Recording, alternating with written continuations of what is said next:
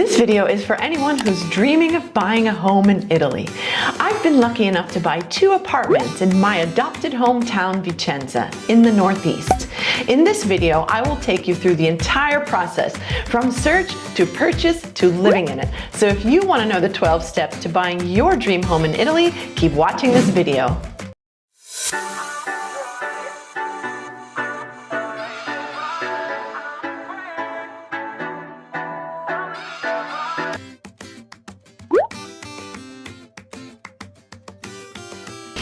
The first step is to check out houses on Immobiliare.it and casa.it. Both these sites list homes for sale throughout Italy. They have both Italian and English versions, and they even have an app. So they allow you to choose a lot of specifics about the place you're looking for. So you can choose the number of bedrooms, the cost, the place, even the specific area of the city that you want to live in. So I had been getting these alerts for about 2 years before I actually bought the place, and I had a pretty good idea of what I could buy within my budget. Step 2 is to start looking at apartments. So my husband and I finally had time to start looking at places during the Christmas-New Year season of 2018-19, and we were pleasantly surprised to find that the real estate agents were actually working during the holidays. We managed to see about 7 apartments during that time. Our budget was up to 80,000 euros or up to around, let's say, $95,000. And since we are city dwellers, we were not looking for a detached house. We were in the market for an apartment of 1 to 2 bedrooms. We first saw the apartment that we ended up buying listed on Immobiliare.it for 75,000 euros. And although I liked it, I didn't call when I saw it listed at this price. And then one fine day, I saw that it was marked down to 67,500. So then I knew I really had to call about this place. So we made an appointment and we met the agent and the owner at the apartment for the first viewing on December 29th. Step 3 is to choose your place. So within 5 minutes of setting foot inside this apartment, my husband looked at me and said, "I like it, let's buy it." And of course, I agreed. This apartment for us was situated in a place which was the perfect balance between proximity to nature and proximity to the city center. The size wasn't bad too, 65 square meters or 700 square feet with 1 bedroom, 1 bathroom, kitchen, living room, and a garage. What ultimately sold us on this place were the following factors. The floor. This amazing floor is called Palladiana, named after the world-famous architect Andrea Palladio, who came from this area. The shape. It's in an L shape, which maybe some people wouldn't like, but we did. All the rooms were connected by 2 long corridors, and we adored this layout. We figured that it would allow for more privacy and less disturbance from noise.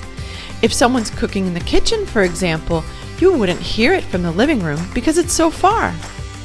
The condition. There was not much work needed and the kitchen was still intact. Many Italian apartments are sold without any of the kitchen furniture. The balcony.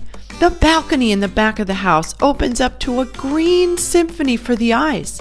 There's easy access to the bike path, which runs just behind the place, so you can get outside for fresh air and exercise so easily. The proximity to the city center. Walk just 5 minutes and you're in the historic center of Vicenza. The garage. We have our own parking space in a shared garage. The price. We ended up bargaining on the price. Keep watching to find out how much we actually paid for it. Step 4 is to ask an expert to look at it. So we asked a friend's cousin, an architect, to take a good look at the place and let us know if there were any red flags. Luckily, he gave us a positive review of the place, so it was time to make our offer.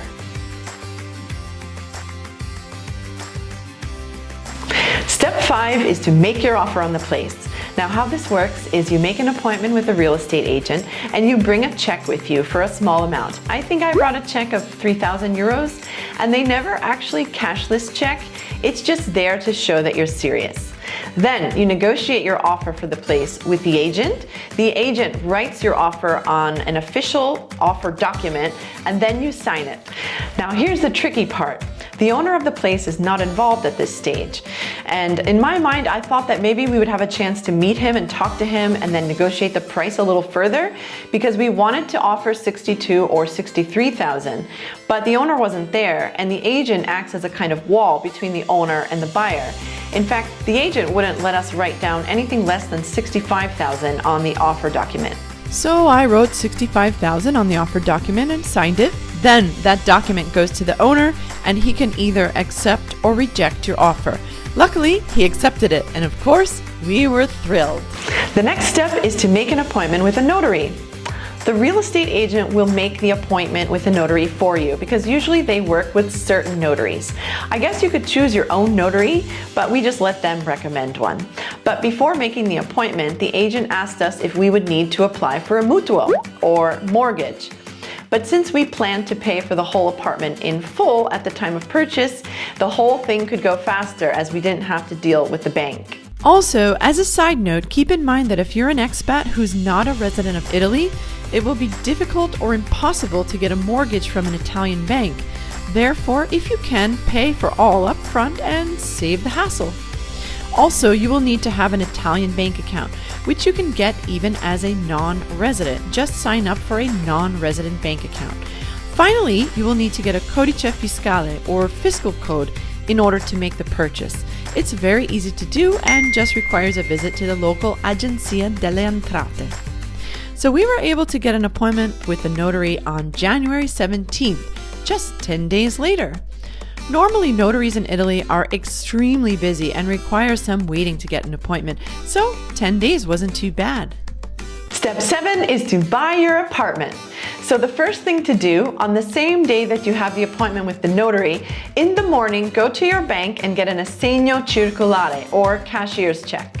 The cashier's check needs to be made out to the owner of the house, of course, for the entire amount of the apartment. You can't use a personal check to pay for the apartment, but you can use personal checks to pay for the notary fee and the agent fee. In some cases, you may also be able to pay for the house by doing an instant transfer from your bank to the house owner's bank. However, most notaries prefer to work with the assegno circolare.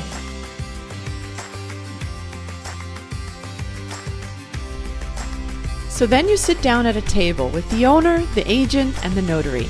The notary reads you the entire house deed. As a pro tip, ask for a copy of the house deed a day before the purchase, especially if you're like me and Italian is not your first language. That way you have plenty of time to read through it carefully. The notary will also ask in advance if you can understand Italian. In my case, since I speak Italian, I didn't need an interpreter.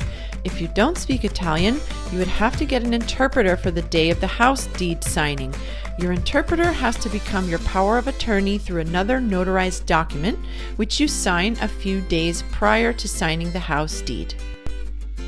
There is a lot of paper passing and document signing. You hand over the check and they hand over the keys. Then you're a house owner and it's time to celebrate.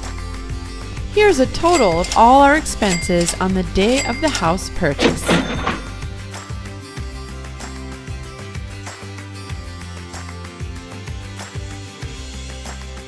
Step 8 is to get homeowner's insurance. So the day after completing the house purchase, I got a basic plan to protect me in case of any damage to the apartment. This is especially important if you live in a building, because damage to your apartment could also potentially cause damage to other apartments in the building.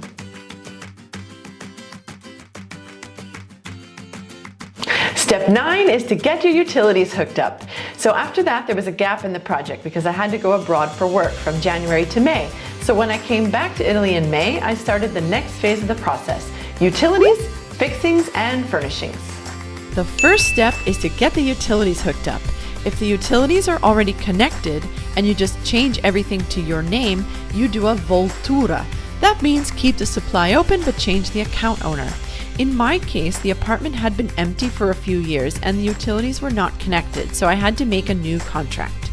If you have to start a new contract, it takes time because the local energy supply company comes out to verify the numbers on the meters and then the supply will open. It can happen anywhere from 1 to 3 weeks. As a side note, it used to be that utility supply was a regulated industry and there was just one government-run utility company. Now the industry is deregulated and you can choose the company to supply your utilities. Step 10 is to do any needed work on the apartment. So then it was time to do some work inside the apartment, which was all minor, but I wanted to improve a few bits and pieces before getting the furniture in. I did some small things myself, but for most tasks I hired a tuttofare, or handyman, a freelancer who does all types of work in the house. Also, a friend of a friend came to help out. These two helpers gave the apartment a deep cleaning, put caulk between the tiles in the bathroom, painted the balcony, installed screens, and many other things. As a side note, it's always good to go through your network and get trusted people through friend recommendations to do the work in your house. Step 11 is to furnish your place. Then it was time to furnish it, which we did all at IKEA. By the way, IKEA is called IKEA in Italy. Some items we assembled ourselves, while the bigger items got assembled by the guys who delivered them. It was a lot of fun putting the house together and seeing it come to life before our eyes.